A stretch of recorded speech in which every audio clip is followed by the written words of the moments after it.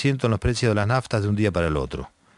¿Qué hacer cuando empiecen los apagones en nuestro país o cuando el precio de la electricidad crezca a 200%? ¿Qué hacer cuando el precio del transporte crezca de un día para el otro 200%? ¿Qué hacer cuando se prohíba totalmente la compra de dólares? ¿Está dispuesto a actuar ahora mismo para protegerse usted y su familia de la catástrofe financiera que se está gestando? Espero que su respuesta sea sí. Y es por eso que decidí escribir este informe especial. Le voy a mostrar en detalle qué es lo que estoy haciendo personalmente para proteger mis activos. Y por supuesto le voy a mostrar cómo usted puede tomar las mismas medidas, ahora mismo, sin demora y de forma muy simple. Déjenme retroceder y mostrarle qué es lo que está pasando en este momento en nuestra economía. Compartiré con usted por qué estoy tan preocupado y por qué creo que esta situación límite se tendría que desencadenar dentro de muy poco tiempo. ¿Argentina nuevamente en peligro? El problema que enfrentamos es muy simple de entender.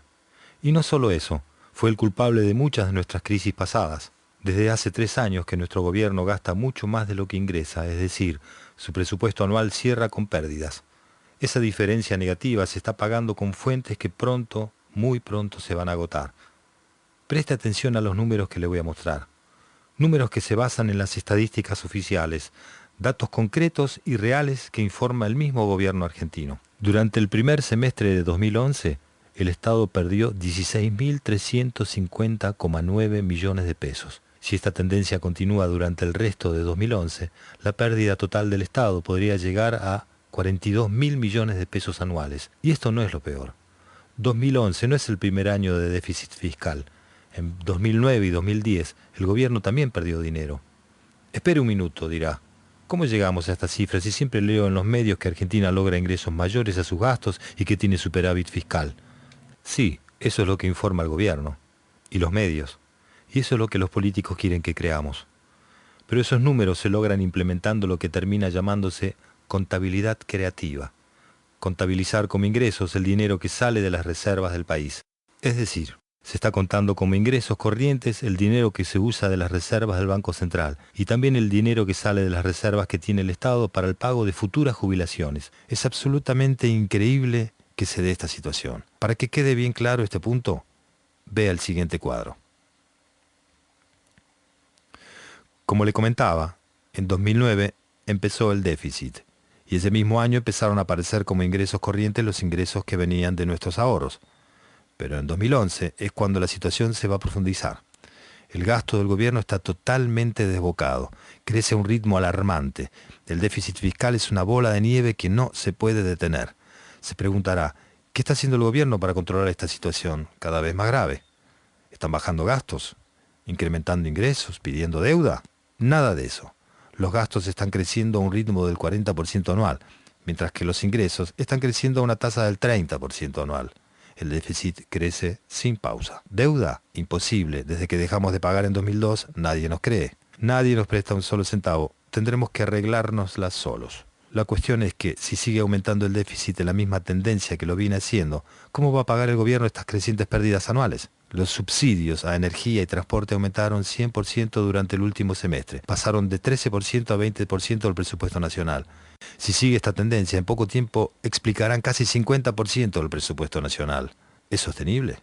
Y me estoy olvidando del resto de los gastos del Estado que no paran de crecer en lujos, como el fútbol para todos, la estatización de empresas quebradas como Aerolíneas Argentinas y mucho más. Estamos atrapados.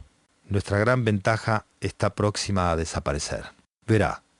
Una de las grandes ventajas que tenía nuestra economía eran los llamados superávit gemelos. Esto implicaba dos cosas. Por un lado, el superávit fiscal, que no es ni más ni menos que un Estado tenga ingresos mayores a sus gastos. Y por otro lado, superávit de cuenta corriente, que es consecuencia del abultado superávit comercial, implicando que el país exporta más de lo que importa, recauda más dólares de los que entrega y se beneficia con una constante entrada de dólares a la economía.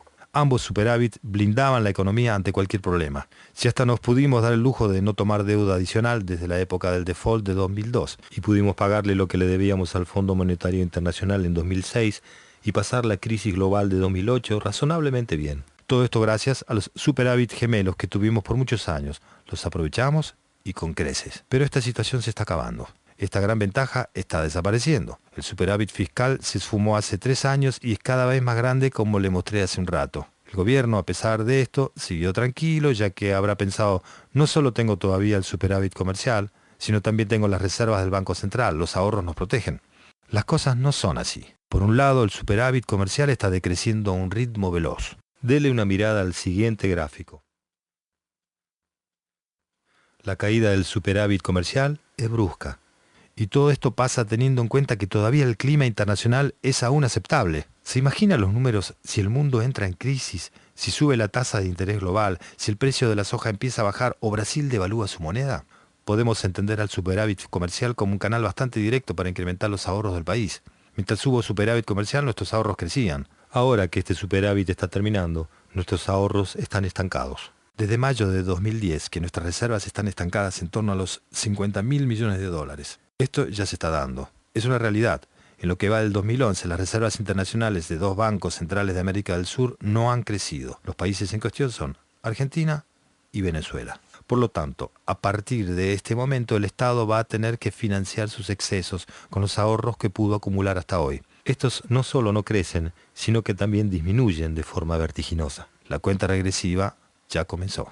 Recuerde que la crisis de 2008 fue realmente profunda.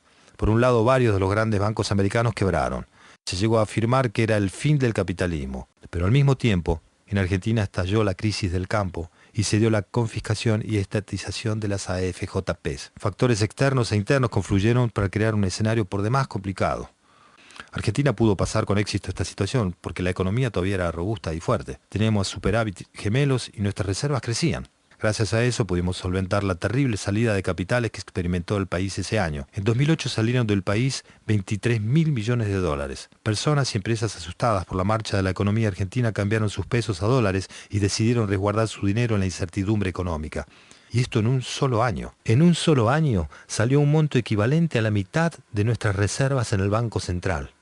¿Se imagina lo que puede pasar si tenemos que enfrentar una situación similar hoy? Pensará, esto no nos puede pasar nuevamente. Pero esto es exactamente lo que pasa cuando un gobierno gasta más de lo que recauda y se queda sin fuentes adicionales para financiarse. Hoy, nuevamente, Argentina comienza a mostrar muchos de los síntomas que vimos en 1989 y en el 2001. Parece mentira, ciencia ficción, pero los hechos hablan por sí solos. Como afirmó la prestigiosa economista Carmen Reinhardt, reconocida por sus pares como una de las más influyentes de Estados Unidos, no hay evidencia de que la Argentina haya aprendido algo de su crisis de 2001, y la historia se repite. La inflación está nuevamente fuera de control. El gasto del Estado está fuera de control. Y las reservas del Banco Central están nuevamente en jaque, como declaró el expresidente del Fondo Monetario Internacional, Michel Camdessus, en su visita al país en junio pasado. El gobierno no debe esconder la inflación porque luego quedará obligado a hacer un ajuste cruel. Esto es insostenible. Un país no tiene nada que ganar de una inflación alta, porque es un factor de desorden macroeconómico y además lo pagan los más pobres como un impuesto. Lo vivimos todos los días cuando compramos comida en un supermercado o consumimos cualquier producto o servicio. Los precios suben a un ritmo mayor del 25% anual. Es gracioso como el INDEC miente con sus mediciones. La tasa de inflación oficial en 2010 fue del 10,9%. Las mediciones privadas ubican a la verdadera inflación en el orden del 25 al 30%. Y lo triste es que aún teniendo en cuenta el número que surge de la manipulación oficial del INDEC, Argentina tiene una de las inflaciones más altas del mundo. Venezuela, Argentina, Mozambique, Angola, Vietnam, Pakistán, Nigeria y Egipto son los líderes en inflación mundial. El periodista de The Wall Street Journal, Tao Sterner, denuncia con mucha ironía la manera como el gobierno argentino se niega a tratar el tema. En cualquier otro país, una tasa de inflación del 10% arrancaría mucha inquietud y causaría pánico entre los políticos sobre la manera de frenar el crecimiento de los precios. Además, los funcionarios del gobierno en estos países utilizarían la palabra inflación para describir lo que está pasando con los precios. Pero la Argentina nunca ha sido cualquier otro país y su idiosincrasia es tan infrecuente que no deja de sorprender.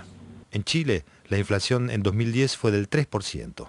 En Brasil 5,9% y en Uruguay 6,9%. La nueva presidenta de Brasil fijó entre sus prioridades reducir el crecimiento de los precios y en la misma línea trabajan las autoridades de Uruguay. Una de las únicas iniciativas del gobierno para solucionar este problema se focalizó en multar a las consultoras privadas que anunciaban los aumentos de precios verdaderos, ocupados en ocultar lo imposible. Hoy, el Congreso es el único que puede anunciar los estudios de los privados que revelan la inflación real. Otra medida gubernamental consistió en prohibir los aumentos de precios a las empresas si antes no se informa de la novedad